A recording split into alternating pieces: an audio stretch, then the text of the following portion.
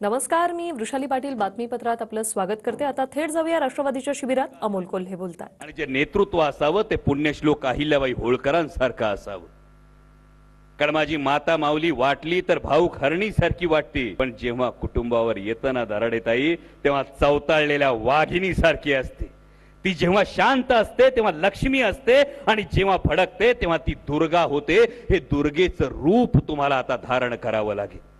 मगाशी तुम्ही वैयक्तिक विषयी बोललात। मला अनेक पत्रकारांनी विचारलं काय नेमकं। आमचे अशोक बापू साक्षीदार आहेत।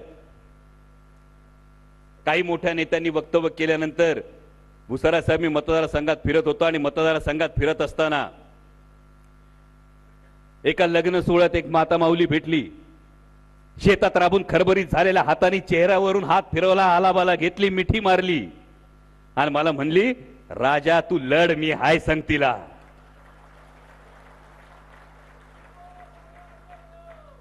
सर्वसामान्य घरातला मध्यमवर्गीय शेतकरी कुटुंबातला कार्यकर्ता आहे, पण जेव्हा माता माऊल्यांचा आशीर्वाद असतो ना, समोर कुठलाही आव्हान आलं तरी त्याला घाबरायची गरज नसते। आणि हे माझ्या महिला भगिनींनी, संघटनेतल्या सगळ्या महिला भगिनींनी ही गोष्ट महाराष्ट्रातल्या प्रत्येक माता माऊलीपर्यंत पोहोचवली पाहिजे।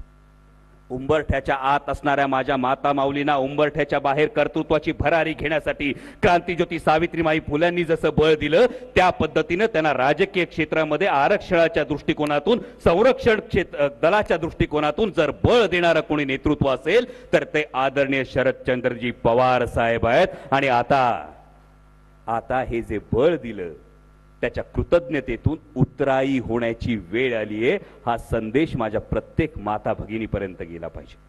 मग आवटे सर ताईंविषयी बोलले, पण संसदेत काम करत असताना अगदी प्रामाणिकपणे सांगतो, मातृत्व, नेतृत्व आणि कर्तृत्व या तिन्हीचा मिलाफ जेव्हा आमची हक्काची ताई संसदेत उभी राहते ना, तेव्हा हा मिलाफ बघतो। आणि केवळ तो संसदीय कामगिरी पुरता नाही, आज तुमच्याकडे आपल्याकडे एक असं नेतृत्व आहे। कारण आता अनेक लग्नाचा सगळ्यांचा सीझन सुरू आहे ना।